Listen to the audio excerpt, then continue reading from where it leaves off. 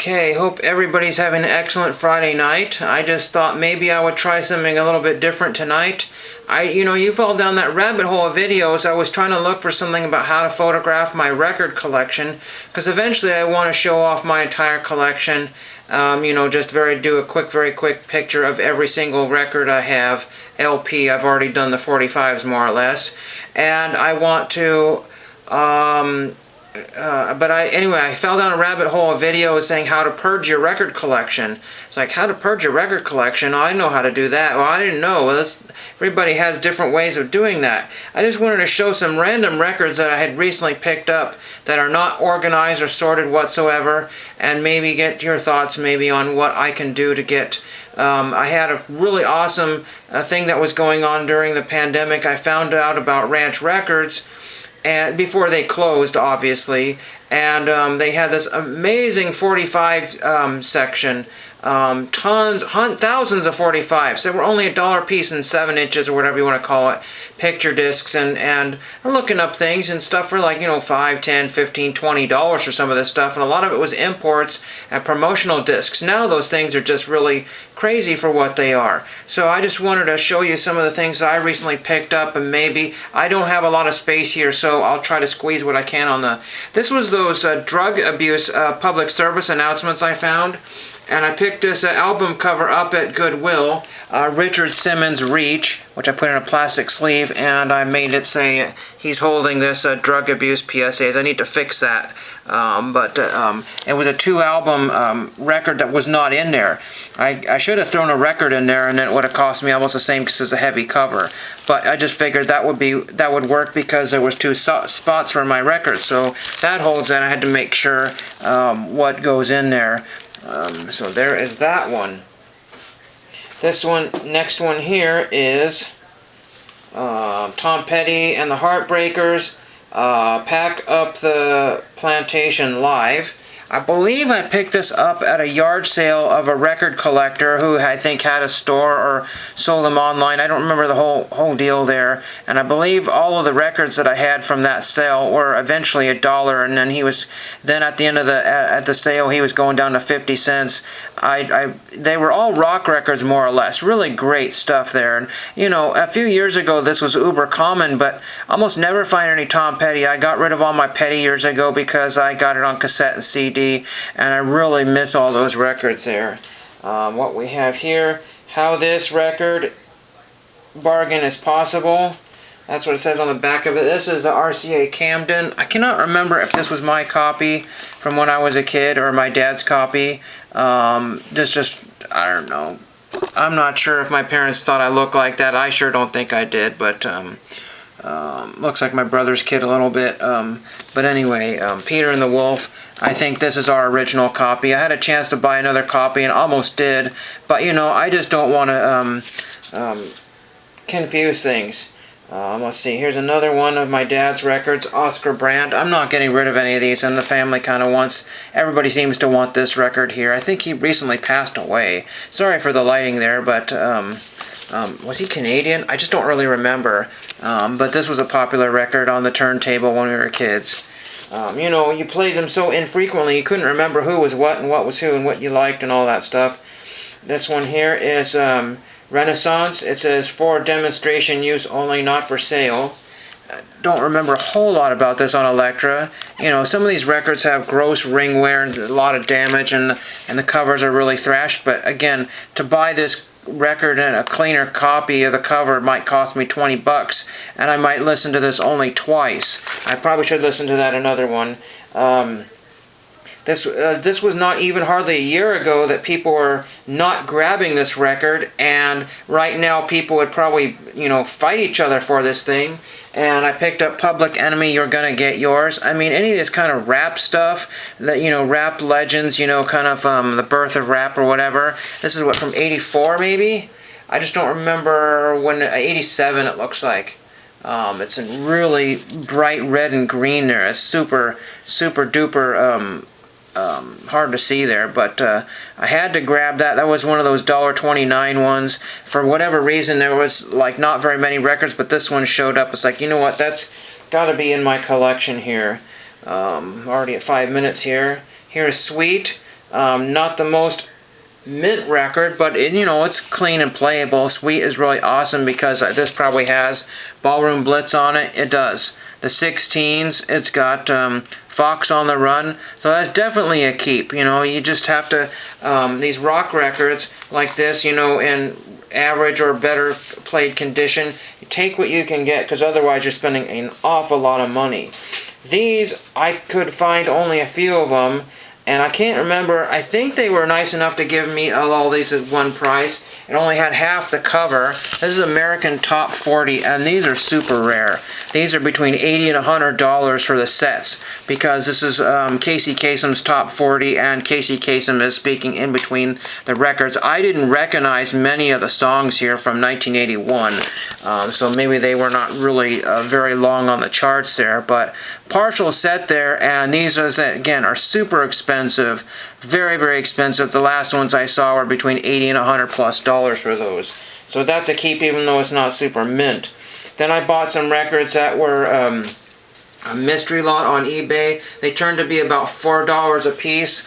1200 Beats, Michael versus Missy. I think that's okay. I forget what Michael versus Missy. Missy Elliott maybe, and Michael Jackson. I'm not really sure. Yeah, it's like Michael Jackson versus Missy Elliott. Don't know a whole lot about this. And the guy knew what he had, because a lot of these are selling between the prices he said and $10. Or not selling. Listing, that's what I meant to say. Listing. Because I have a few friends who are like, well, is it listing or selling? Or do you really have a valuable record? Because most of my friends are wanting to pay the dollar price, $2, $3, $4, $5 price. They don't pay anything else. This one here is got Crazy Train, some sort of remix or whatever on there. I really enjoy the electronic music from overseas, mostly overseas, but those records are super duper expensive. $60 to $100 for some of the new albums. It's just absolutely impossible. This one is from Oomph Records. And I'm going to keep this because I just really like the simple cover. It's really cool. This is kind of shiny, and this is matte. I really like this. This is Busy and Spoon. Nah for the music. I don't know much about it. It was an okay, and I'll keep it just because I really like this. I tried to buy one of my favorite record labels, and they gave me not something like this, but they gave me a generic cover. I was so disappointed. So I can't display that record on my IKEA shelves. I think they were better Homes and Gardens and better quality once I did some work to Big Country, The Crossing. Just thought that was really cool because it's got in a big country right there. Again, my friends would have probably laughed at me for buying this. Oh, that's on CD and cassette all over the place, and it's all over YouTube. Why would you want that? Well, it's part of my, I want to say childhood, but it just really an awesome record from 1983 in really awesome condition, and again, it was one of those $1.29 Goodwill bin specials. I tried looking at the other Goodwills, and all they have is either no media or $3.99 records that you wouldn't take home if your life depended on it.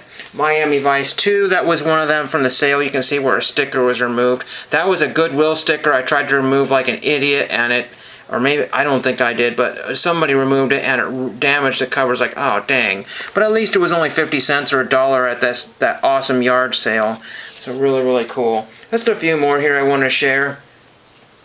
Perfect is really cool because this is a total 80s soundtrack. It's not my favorite soundtrack, Jermaine Jackson, Pointer Sisters.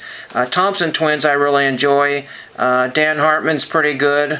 Berlin's pretty good. Lou Reed's pretty good, so I'm not a huge fan of, some of the Jermaine Stewarts of this world and the Pointer Sisters. They're good, but it's not like stuff that I'm going to reach out and, for me, that's not perfect. There's Jamie Lee Curtis right there, if you can tell.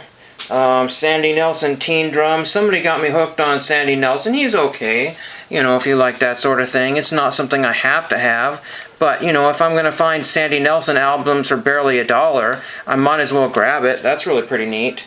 Like I said, this is just random stuff that I have on another turntable. That's just something weird there. Let's see what is this. Is Pseudo Echo. It doesn't have my favorite songs, Funky Town. Doesn't have Funky Town on this one here, but again, an 80s record with the 80s fashions there. I just thought that's really cool because I'm really into stuff that's super dated. That's just really cool. I just really like that, kind of the notebook type of cover or whatever that is right there. So I just thought that was cool to have that. And again, it was probably $1.29 at the dumb bins. A few more here, because I got a little bit more time. This is one of my recent pickups within the last year, and nobody really seemed to know what I was grabbing. I don't know if it was in the leftovers. Now it's just like madness. And Rat Out of the Cellar, I was just absolutely shocked that would be at a bin store with a plastic on it. Really crazy. You know, it's got all the good stuff. Round and Round is on there. All kinds of really awesome stuff on there. And that's definitely a keep. Round and Round. That's what my record is doing. Let's see, what else do we have here? Sneaky Snarls. Not sure what, I don't remember exactly what that is, but it is what it is. And these usually come in generic sleeves there, but what can you do? Some of those get a little play and some get none. Roger Daltrey, I just grabbed it because it was Roger Daltrey, but am I going to listen to this Roger Daltrey album? And I really do not like the cut-out corners there or damaged, you know, the remaindered records or whatever you want to call them. I just really ugh, it bugs the heck out of me. I got a Credence that's got a corner missing, and I haven't found a decent enough one to replace that. David Lee Roth, that's another one. People are like, oh, geez, you know, that's just 80s cheese. But you know what, if that's what you like, and this stuff is really just ridiculously rocketing in price, you know, I had to have that one there because it's got Going Crazy on there, one of my favorite David Lee Roth songs. I have that on another album, but who cares? I had to have that one. One of my favorite country musicians all the time because he's a super ridiculous rebel. Doug Kershaw, Ragin' Cajun. I'm not a huge fan of everything he has, but I have some sort of, you know, kind of following to because Dad had a, no, it was not Alive and Pickin', it was the one Swampgrass.